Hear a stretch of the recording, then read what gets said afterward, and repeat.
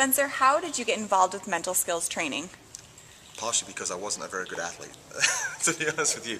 And not trying to be overly self-deprecating or falsely humble, but I was the type of athlete that when I played in college, I needed every legal advantage I could get because my talent level wasn't that high, that fantastic. So in terms of the work I was doing outside of mandatory practice, eating right, working on the mental part of the game, working on aspects of the physical part of the game, the speed, agility, quickness, those things, I had to put in a lot of extra time. And the more I got involved in the mental part of the game, the more I realized I just love the research, I love the learning part of it, I love the teaching part of it. And today you said that you wanted to have an honest dialogue with the student athletes here at Lakeland College. How do you think that honest dialogue went?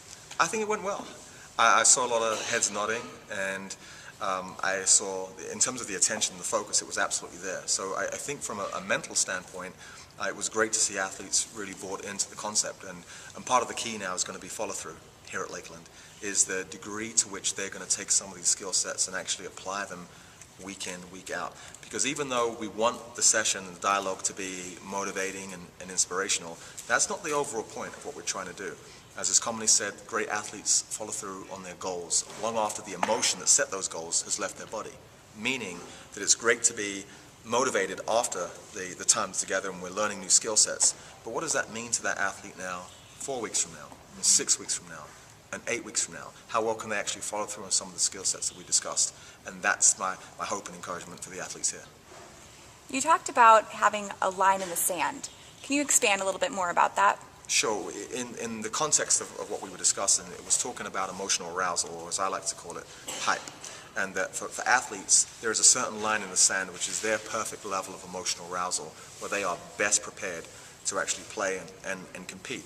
And when you are below that line in the sand, typically the energy level that you're bringing is not sufficient for you to adequately compete, at least not at the collegiate level here, because obviously at the collegiate level it's a step above now. But if you go over that line in the sand in regards to emotional arousal or hype, sometimes it can lead to some very, very dark and very bad consequences.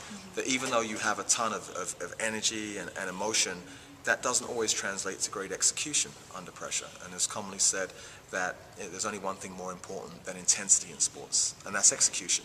And so this whole line in the sand concept, this whole hype number concept, helps athletes to ensure that they get better execution. You spoke about the 4 C's and hype numbers. What is the one thing that you wish that the Lakeland College student athletes would walk away with today? That plan of action. That even though the concepts are very, very important, that one thing that I really hope they grasp and get their arms around is ensuring there's actually a plan in place. Because long after I've left Lakeland College and some of these skill sets become in their mind a little bit faded, if there is a strong plan in place, it keeps everything fresh. And they're also able to measure and monitor their improvements going forward. And that's really the critical thing.